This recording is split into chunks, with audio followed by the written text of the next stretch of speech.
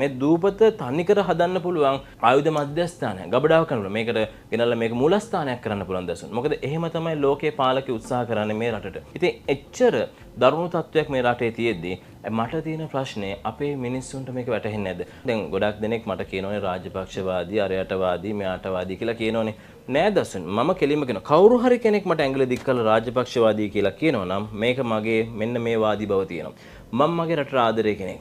මම මගේ රටේ සංස්කෘතික නායකයන්ට ගරු කරන කෙනෙක්. මම මගේ ආගම දහමට ගරු කරන කෙනෙක්. මම මගේ මිනිස්සුන්ට ආදරය කරන කෙනෙක්. මොකද ඕගොල්ලෝ වගේ ඔය කියන අන්තවාදී කියන මානසිකත්වය සහ කුහක කියන සංස්කෘතියෙන් මම ඕගොල්ලෝ වගේ හැදිලා නැහැ කියලා මම කෙලින් කියනවා. අවසාන වශයෙන් මේ යම් තැනකින් මිනිස්සු මේ දේන කරදර විපත් වලින් බේරෙන්න ඔබට පේන විදිහට දැන් මේ ග්‍රහමාරු වීම එක්ක ඔබ සුබව කරගන්න ඔබ ජීවිතය යහපත් කරගන්න ඔබ මෙන්න මේ දේවල් කරන්න කියලා ඔබට පේන ජ්‍යොතිෂය අනුව ඔය ග්‍රහමාරු වීම ස්වභාවය අනුව මොකද්ද මිසු කරන්න ඕනේ බුද්ධ පූජා පැත්තෙන් පළමු දේ තමයි මිනිස්සු තමන් පිදිඋත්තම් පුදන්න පටන් ගන්න. මොකද ඔබ බුද්ධ පූජා විදිහට බුදුන් වහන්සේට පූජා කරන්න. ඒක අනිවාර්යෙන් කරන්න. අනික තමයි ඔබ ආරණ්‍යවාසී භික්ෂුන් වහන්සේ නමකට දානයක් පිළිගන්නවා නම් ඒක ඒ විදිහට කරන්න. ඔබ යාචකයන්ට ඇඳුමක් වස්ත්‍රයක් කැමරේ දෙන එක ඒ විදිහට ඒ පිළිවෙලට පූජා කරන්න. අනිත් දේ තමයි ඔබට හැකි දේ. දැන් ගොඩක් අය මිනිස්සු කියනවා අපිට දන් දෙන්න අපි ගාව දෙයක් නැහැ මහත්තයෝ. අපි කොහොමද දන් දෙන්නේ? අපිට තියෙනෙත් මෙච්චරයි. ඉතින් මේ තියෙන දේ නෑ මෙහෙම දෙයක් තියෙනවා. දුෂ්කර කාලයක දෙන දේ ඔබට මම දැක්ක මේ ලෝකේ ලස්සන කතාවක් කියන දසුන් අපි දෙන දේ අපිට උල්පතක්සේ වඩනවා. මේක තමයි ඇත්ත දේ. අපි එක වෙනවා. මේ ලෝකේ පුදුම මිරකල් එකක්. දැන් මිනිස්සු දන් දීපු මිනිස්සුන් අහලා බලන්න මම දුන්නා මට ලැබුණා දසුන්. ඒකම තමයි කියන්නේ. ඒ හේතුව තමයි දැන් හොඳ ව්‍යාපාරිකයන් ලංකාවේ දක්ෂ ව්‍යාපාරිකයන් ඉන්නවා. ඒගොල්ලෝ ඒ දේ කාලෙන් කාලට කනකට කොටසක් වෙන් කරන ඒගොල්ලෝ ඒක කරනවා. දැන් දාන ආනාදී දෙනවා. ඒ වගේම තමයි ඊට පස්සේ වැඩිහිටියට දෙනවා. ගර්භණී අම්මලාට උදව් කරනවා. ඒ වගේ කරනවා. ඒක කරන්නේ ඇයි දන්නවද දසුන්?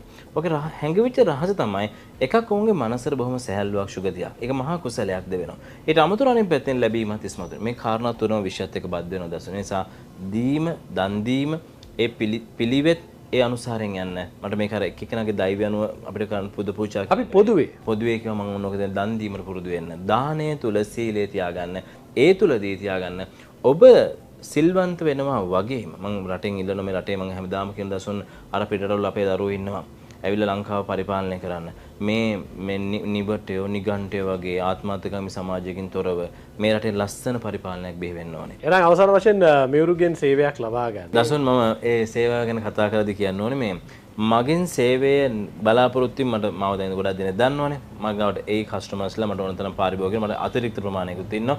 ඒ වගේම මට මගේ සේවය නෙමෙයි පුද්ගලික සේවයක් නෙමෙයි. මම ඔයගොල්ලන්ගේ ඉල්ලන සේවය තමයි මේ රටට ආදරය කරන. මේ රට ඉදිරි පරම්පරාවට තියන්න. ඒ වෙනුවෙන් නැගී සිටින්න. ඒ වෙනුවෙන් ඉදිරියට එන්න. මොකද අර මං කිව්ව රටවල ඉන්න දරුවෝ එන්න මගේ රටට මේ දවසක මේ රටේ තමයි ඔයගොල්ලන්ට ඉන්න තියෙන්නේ. මේ රටට තමයි දැන් අනාගතයේ ඩොනල්ඩ් ට්‍රම්ප් තව ටික දවසක් ගිහලා මං අර කියන මාර්තු, මැයි, ජූනි, අගෝස්තු, ඔක්තෝබර් කියන මාස ටික එනකොට ට්‍රම්ප් මේ ලෝකෙ කොල්ලනවා. ඔහු යන්නේ ලෝක යුද්ධයකට අරගලා අත කරලා. මොකද ඔහුට ඕනේ ඊළඟට ආසියාවට ආපහු ට්‍රම්ප් කරකිනවා. අයි මාර්තු අප්‍රේලදී ආසියාවට ට්‍රම්ප් ආයි කරකිනවා. එතකොට හිතන්න ලෝකේ දැන් කැනඩාවේ ඉන්නවා, නිව්සීලන්තේ ඉන්නවා, ඇමරිකාවේ ඉන්නවා, ඉතාලියේ ඉන්නවා, ජර්මන් ප්‍රංශ වල ඉන්නවා. මේ ලංකාවේ මිනිස්සු කොහෙ ගියත් අපේ රටට එන්න වෙනවා. කොවිඩ් කාලේ දසුන් ප්ලේන් ටික දාලා මෙහෙට ගෙනාවා. අපේ රට තමයි අන්තිමට මතක් වුණේ. අපේ රට තමයි ආරක්ෂා. මේක තමන්ගේ නිජබිම. මේක රකින්න මේක පාලකයා බ්‍රේන් වොෂ් කරලා ඉවරයි කුහකත්වය. පාලකයා ඔබගේ ආත්මාර්ථක බව වපුරලා ඉවරයි. ඔබගේ ජාන වලට කාවදිලේ කුහකත්වය, ඊර්ෂ්‍යාව, වෛරය. මේකෙන් මිදිලා ඇත්තට PVSට ඔබ ඉන්නේ සිහිනයක. මේ සිහිනෙන් අවදි වෙන්න කියලා මම ඔයගොල්ලෝ හැමෝගෙම ඉල්ලනවා. නිසා මතක තියාගන්න මේ සිහිනෙන් අවදිලා මේ රට ගරු කරන්න.